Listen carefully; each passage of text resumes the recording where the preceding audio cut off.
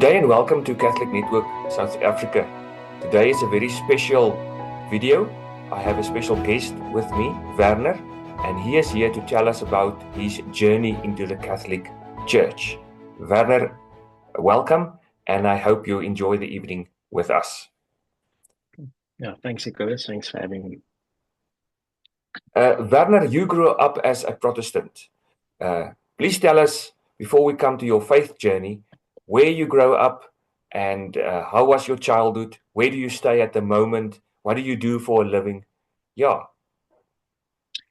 Yeah, so just thanks again for having me. It's really great to talk about my story, and hopefully it can help somebody. So yeah, no, I grew up most of my life in Heidelberg here in Gauteng, but also for two periods in my life, I when I was quite small and then a bit older, I lived in Bredasdorp with my family. Um, but we moved back to Heidelberg, and then I finished my matric there.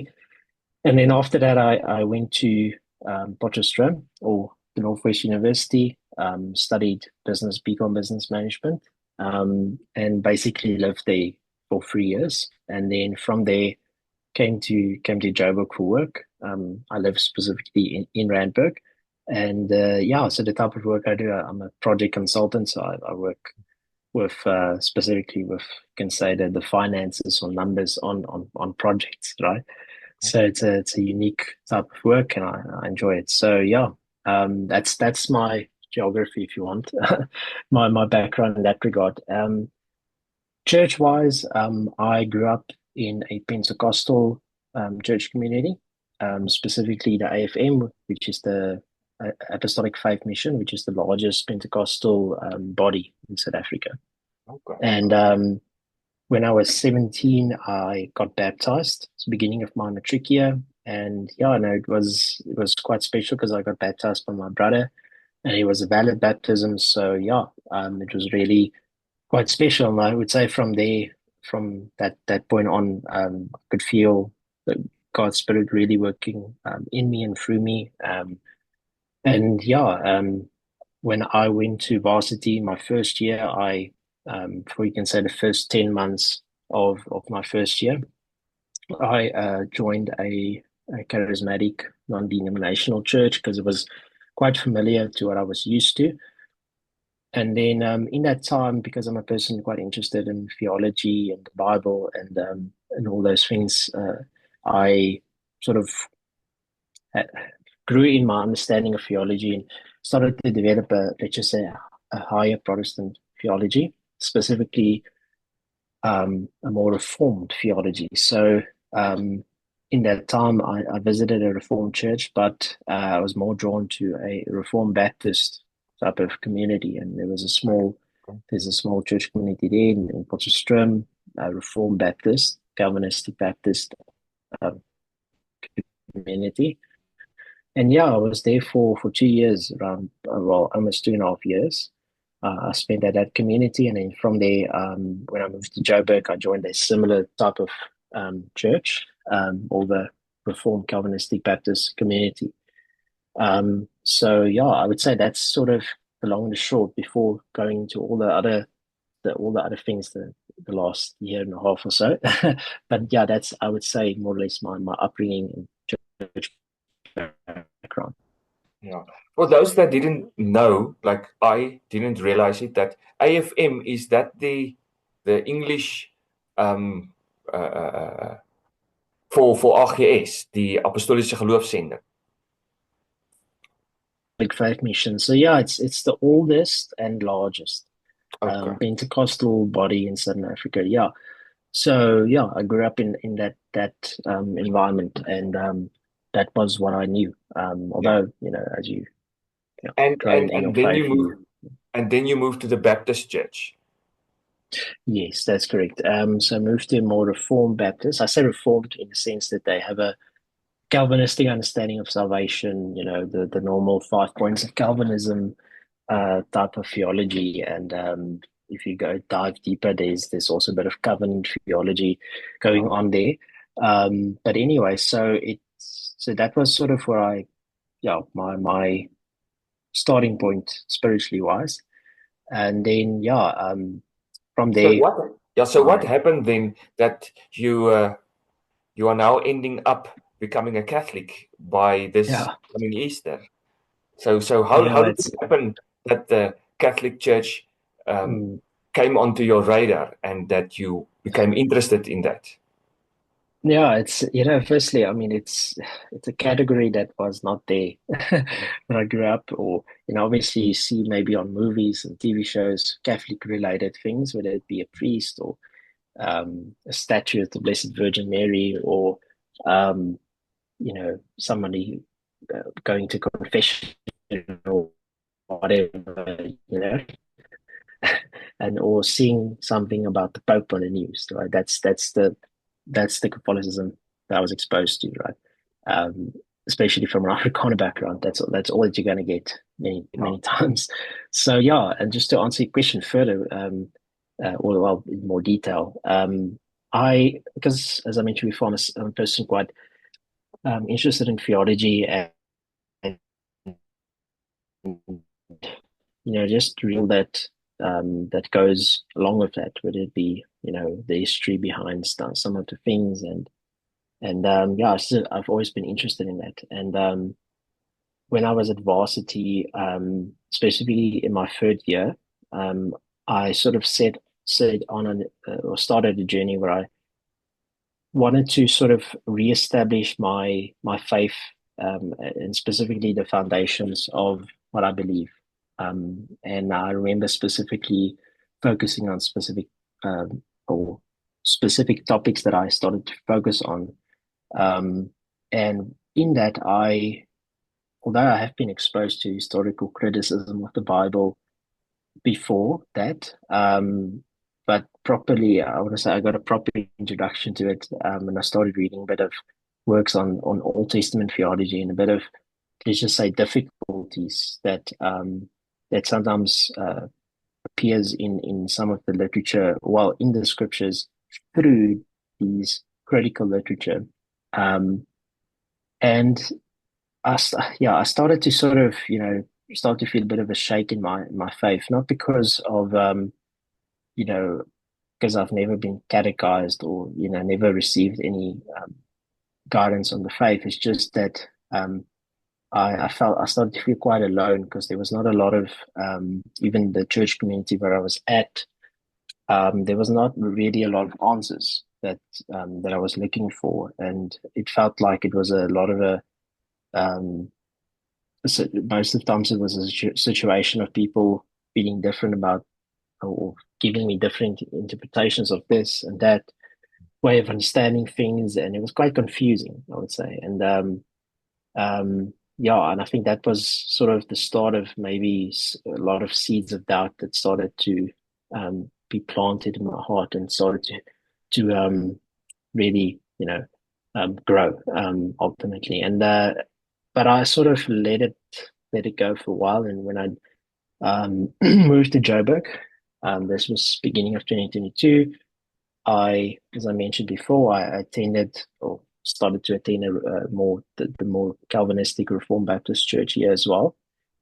And yeah, and in this, I sort of decided, well, okay, I still struggle with some of these issues, so I'm just gonna, tackle it head on. And yeah, and as I was in that process, I really started to doubt, not just, well, I would say I really started to doubt my Christianity and my whole faith, and it was quite I would say a weird sort of situation, or that I was in the same for me personally, because my foundation started to feel like it started to crack a bit, and I really, yeah, I didn't feel like there was a lot of answers, at least at that point. And then I would say I can't really explain how this happened, but like it's almost as if the Lord just really touched my heart and drew me to himself again, into his love.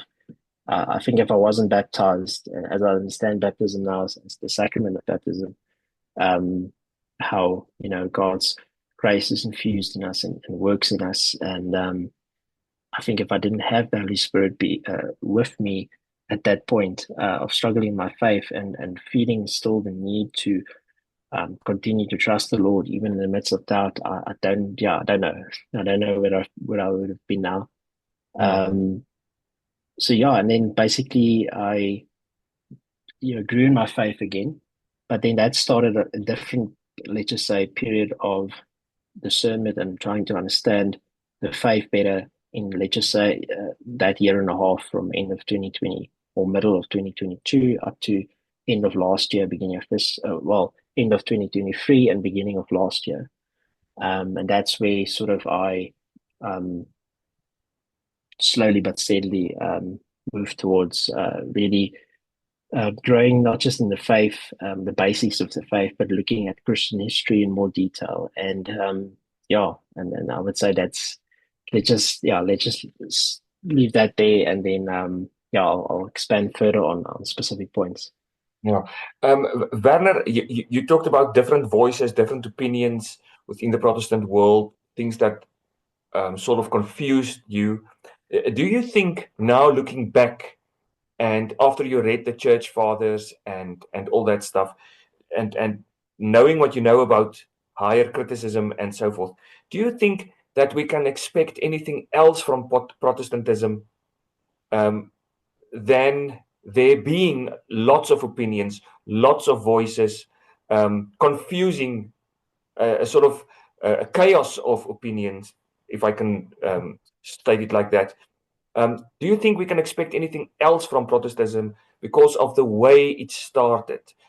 Martin Luther, that said, every person has the right to be his own Pope and Council, and John Calvin, that promoted the right of private judgment in opinions of faith and the way that you read and understand the Bible. Yeah. So yeah, I think you really summarized it quite well in terms of the origins of where things like historical criticism. Not that historical criticism in and of itself is bad always, obviously. It's just that if used incorrectly, it really dismantles the faith in a way. And I think those seeds of of of where this criticism started was with your magisterial reformers like Luther and Calvin. And I would definitely agree with that. And I think in that period that I mentioned now from middle to end of 2022 into 2023, beginning of last year as well, um, I as I was reading a bit more of the church fathers, specifically the apostolic fathers, who are those church leaders in the very early church that were disciples of the apostles or new disciples of the apostles. So they were very close to the end of, let's just say, the New Testament era. These guys really started to make me realize that there were certain things in the Protestant tradition or understanding that just was not there now. Like, I mean, you might find remnants of it in Protestant communities, but not to the extent that I started to see it in the Catholic Church and the Orthodox churches. So you can say the Western and the Eastern churches. And I started to grow a bit dissatisfied with the fact that there were so many opinions and interpretations on this and that, and it started to feel like it's a sort of Christian relativism in the sense that it's if I go in my liberty of conscience and I interpret the scriptures in a certain way, as long as it doesn't conflict with a certain community's understanding Yeah, of the yeah, scriptures, as long as it doesn't conflict with that, you're okay. yeah, And that's actually, as I was in that year of, or more than a year of just trying to understand faith better, I sort of grew an attraction towards um, the Catholic understanding. When I say Catholic, I mean from a Protestant perspective, what Catholic is a universal understanding of the faith, seeing similarities between different Christian traditions and appreciating the differences and so forth. And, I started to appreciate the Catholic Church and Orthodox churches more and seeing, okay, there's validity in this and it's beautiful and there's truth in here. As long as we agree on some of the essentials of the faith, we're okay. Mm. But I soon realized that there were no proper guidance on what the essentials of the faith really were. Yeah. And I was reading or seeing different interpretations of very important doctrines or let's just say doctrines and practices in the Christian faith, such as the Eucharist, what it really is, and baptism, and how it's what its meaning is, and how it's practiced properly, and whatever, um, and a few other things, and including how historical criticism and other forms of biblical criticism is treated. It's treated very like, just going back to what you said about the sort of almost logical consequence of this Protestant type of approach to these things. It's like you might have as I said, a church community that has certain boundaries, right? But there are different church communities with different boundaries, and it feels a bit like you start to ask questions about God's faithfulness and God's revelation. And didn't Jesus you know really teach clearly enough or guide his church well enough for us um, to really know what we ought to believe and how we ought to practice our faith, right? So yeah, and then that sort of boiled down to me starting to have started to having different understandings of things with in comparison to the church community, the Baptist church community where I was at, and I just felt it was the right thing to talk to them and uh, or talk with the leaders of the church, I would say. And that was like the end of 2023, around there. And basically, as we were talking and talking, I think I sort of came to the conclusion that there were certain things that I just couldn't agree um, anymore much with, or be in agreement with that church community and their statement of faith and so forth. Um, and the way that the leaders in that community decided to deal with the situation is basically going to what's called church discipline, Mm. which is the steps of trying to correct the person, basically calling them to repentance and so forth. And yeah, like, so that's sort of what happened. And I got, I think this is the correct word, although from a Baptist perspective, they might phrase it differently, but um, they excommunicated me from the community. So then yeah, this was like beginning of last year. And in that period after that, um, I really started to, I visited quite a few churches. And just to add something else to going back to 2023, in that year, as I was growing in church, my understanding of church history and um, Christian history, and I would say theology to some extent, I started, as I said, to appreciate different Christian traditions. So by the end of 2023, I was drawn a lot to Anglicanism and, it being what's called a via media, or a middle way Mm. Mm. between Protestantism and Catholicism and slash Eastern Orthodoxy, um, which seems very attractive to me because it had a high liturgy, at least in some Anglican communities, because there's so much diversity, even in Anglicanism. So I grew in appreciation for that higher forms of liturgy, and it not losing too much touch with um, Christian history and Christian practice from basically the first 1,500 years of the church's existence, right? And by the end of 2023, I visited a Catholic church, and that was the first mass I attended.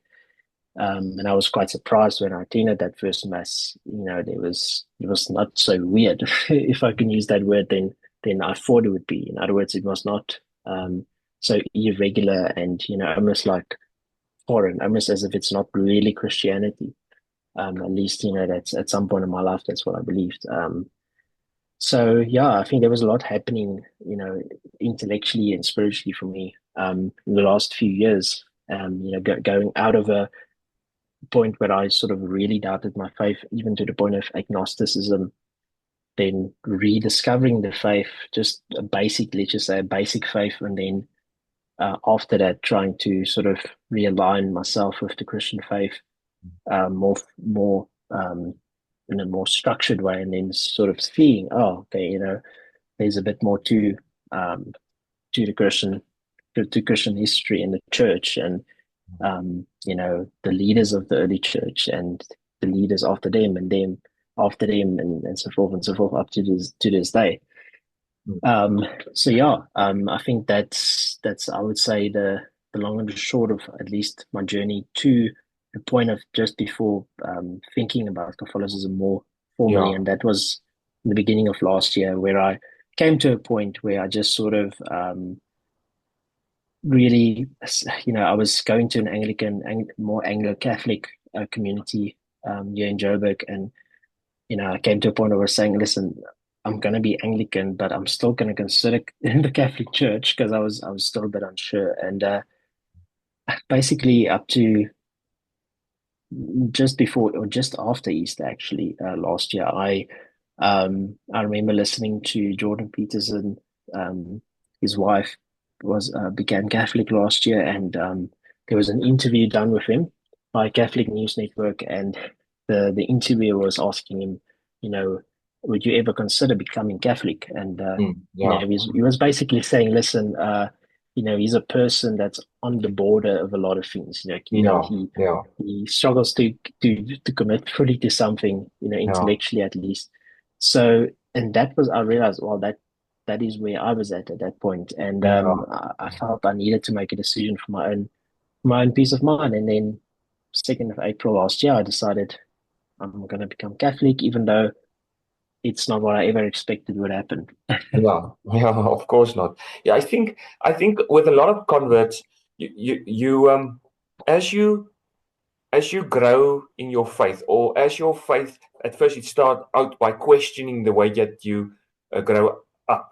Your Protestant background is questioned, and then you start reading and reading and reading, but you think that, oh no, the answer cannot be in the Catholic Church, and then you start to you indeed you it is as you live on the border of a lot of things. You try to make your own environment, in my case, my own congregation where I was, you try to make it as Catholic as possible, almost in the sense of C.S. Lewis, his mere Christianity, Yeah, absolutely. and Yeah. and you want to be on the border. You don't want to commit to Catholicism, but you realize there's something missing where you are, but you're trying to fill that which is missing by bringing in Catholic stuff, but you stay where you are, and then there comes this tipping point where you realize, but you are bluffing yourself. The same thing Yeah, happened with absolutely. Newman, John Henry Newman. The same thing. But so what was your tipping point then when you realized that you have Mm, to move into the mm, Catholic Church, and how did that happen? yeah.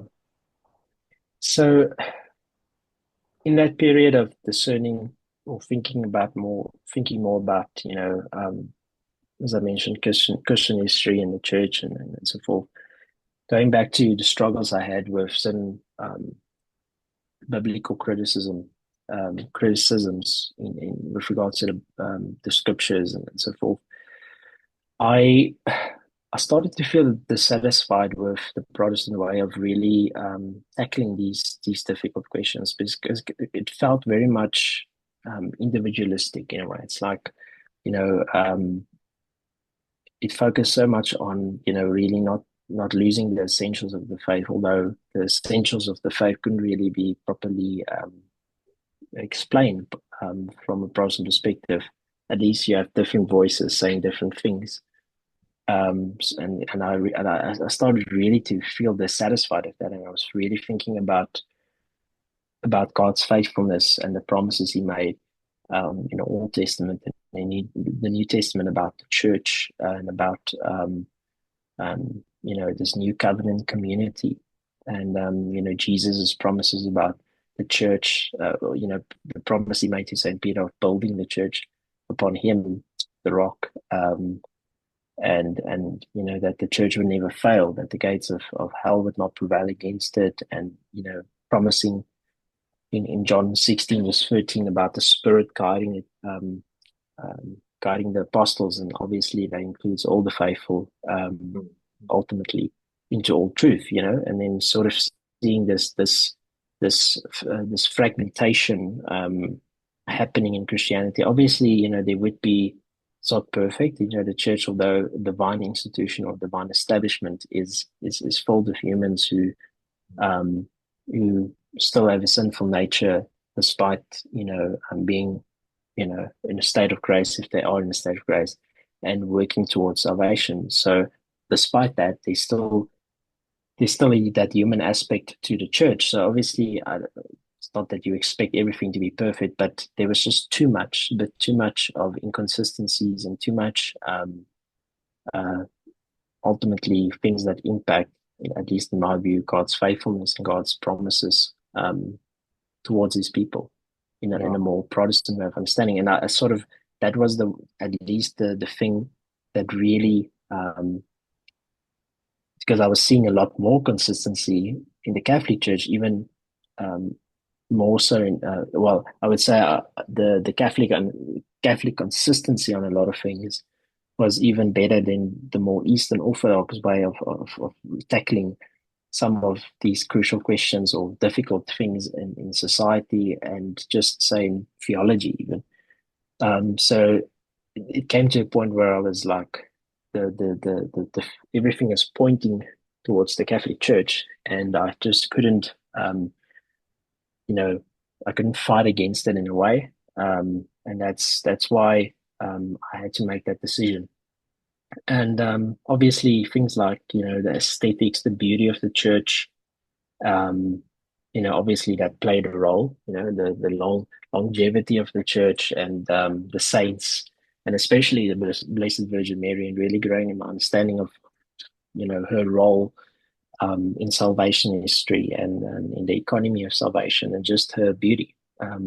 That was one of the things that really uh, drew me, at least to from an aesthetical and more, let's just say, in a way, subjective experience about things of the church, the beauties and intricacies of its traditions, right? So that obviously played a role, but I think it played more secondary role than the primary um, drive for me to seek consistency, and more certainty and guidance, and seeing the wisdom of the church, and seeing how God's Spirit was really at play in guiding the church throughout human history, and keeping it together. That's something you can't say of any human institution in history. The absolute longevity of the Catholic Church. Yeah, interesting that I just the other day I read that John Henry Newman in his own journey said something along the lines of that if Christianity is historical, then Christianity is the Catholic Church, because that it goes along with that famous line of his that going back into history is to cease being Protestant. It is. Reading the church fathers and the history of the church just show you all the consistency of the church around so many subjects and all that things. And today there's all this opinions and voices, and it wasn't the case. Werner, Yeah. your journey shows us something of struggling, I think, even being placed under censorship or excommunicated in your church. So, and that for being honest. um, but so there are struggles and there are difficulties and challenges. What was your challenges, and what challenges do you still experience at this moment? I think coming from an Afrikaans Protestant background, regardless of which tradition, whether it be in here church or other reformed groups, or Pentecostal, charismatic, where I come from, there's still a bit of, well, not a bit. For some people, there's a lot of misunderstanding and sort of a weirdness or taboo-esque type of feeling towards the Catholic Church, and probably based on different preachers on YouTube and you know people saying a lot of things that they're not really informed about.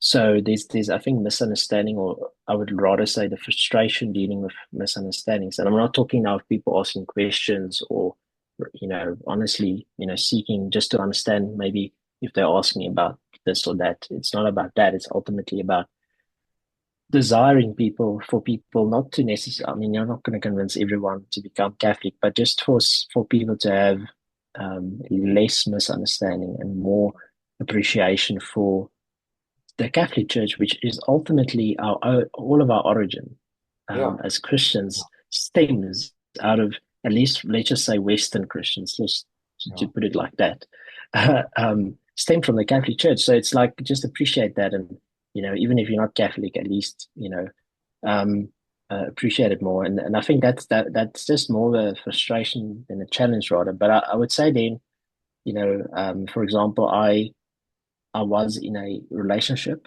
um, for that period that I actually discerned my well, I would say that period of 2022 and 2023 up to the beginning of last year, or near the end of 2023. And basically, I lost that relationship and lost friends because of my my eventual decision to join the Catholic Church. So, although I think some people have had like more severe losses in their life with regards to friends and family, for me, it was things that are, relationships that ended or friendships that ended that also happened because of this. Because I think I was definitely leaning towards something other than normal Protestantism in a sense Yeah. near the end of Yeah. 2023. So I was moving away from that. So and some people could see that, some people could see I was moving towards something different. And yeah, and I think yeah, just at least, to put it like this, I didn't struggle so much. I'm not struggling so much with family. I know some people do struggle a lot with it. I think there's, obviously try and address some things and questions, and that's okay. You answer them as much as best as you can. Um, but yeah, there's a bit more understanding maybe as time has gone by, and you know, um, so that they can see at least that I'm not part of something weird. The Catholic Church is not this because I think some of this worries and suspicions that some people have, not necessarily towards the church, but just in general, when somebody makes such a sort of transition or change in the Yeah. worldview or understanding. Yeah, it's understandable to have questions and doubts and Yeah. stuff towards it. It's normal, but I think there's for some people it just goes too far, and they get even to the point of of persecution to use that word. Yeah. Yeah. So, Werner, in conclusion, what advice would you give to other potential converts, people that are discerning the Catholic Church and thinking that maybe they should also join, but they don't know what to do, they are afraid, and so on? What advice would you give to them? Yeah, so for me, the thing that when I was struggling in my faith, doubting my sort of the whole Christian faith at that point, I sort of let my prayer life go and devotion life. I sort of just devotional life. I just didn't prioritize it anymore, and it's the biggest mistake I could have made. Hmm. And even in the midst of discerning the Catholic Church, and before that, I realized that prayer and time with the Lord is it's it's the most important thing, because ultimately that's how God, um, it's almost as if he um, prepares us for whatever is ahead in our lives through prayer. And if we grow in our closeness to the Lord, ultimately grow in holiness through prayer and through his guidance in prayer, then you have a lot more peace in your heart than not doing it. And that's something that I think for any person that's at a point of, maybe experiencing anxiousness and doubts. Maybe there's a lot of things blocking them from making that decision to join the church, or really seriously considering it. Just continue to grow in closeness to the Lord and ask Him to guide you. And I think this goes to my second point then. I know there's a lot of noise in the world. There's a lot of people having a lot of opinions. You're going to find, YouTube videos or articles written from very intelligent Protestants and very intelligent Catholics arguing this and arguing about that. And, it's good. It's good that it's out there, but it's so easy to get distracted by everything, all the information, all this stuff that's out there. And really, really try through the grace of the Lord to do not, or I would say, not be too hard on yourself to learn everything, to know everything. Obviously, try your best, but don't be too hard on yourself with regards to wanting to understand everything. And I know sometimes when you hear a counter argument or a counter point to what you already believe, for example, let's just say you're convinced by this Catholic understanding of things, and then another person comes and says something different, and it's normal. It's just normal. That's just how our brains work. It's a sort of, you're going to feel a bit of anxiousness, but quiet your mind through prayer and reading the scriptures. Go back to the basics in that regard. And I would say, have people in your life, whether it be maybe a priest at your parish, or a friend or friends that are already Catholic, or who are already on the journey as well, along with you.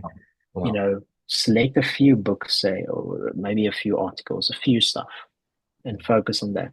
Focus on and I think we, Catholic Network, are definitely able to guide you into to reading and listening to things that I would say that are solid and that will give you a good understanding of certain topics and so forth. So don't be too worried to learn everything before making a decision. At some point, you'll have to make a decision just for your own peace of mind, but don't rush, and just continue to pray to the Holy Spirit to help you. And then my third point is just, if you struggle with having people misunderstand you and sometimes really treat you bad, remember that our Lord Jesus experienced the same. He experienced misunderstanding, even from his own disciples, misunderstanding and disbelief and pushbacks against him, doing God's will. And you're gonna face that, but we should obey what our Lord Jesus said, and also St. Paul and all the other saints who suffered for their faith, that pray for your enemies in that regard. Pray for those who persecute you, pray for those who misunderstand and don't treat you well, and that will ultimately be what gets you closer to the Lord and makes you grow in virtue and love. Werner, thank you so much for chatting with us, telling us your story. May God bless you, and we are looking forward to welcome you into the church in April. We'll be there to welcome you. Thanks, Nicholas. Appreciate it so much. Thanks for the time.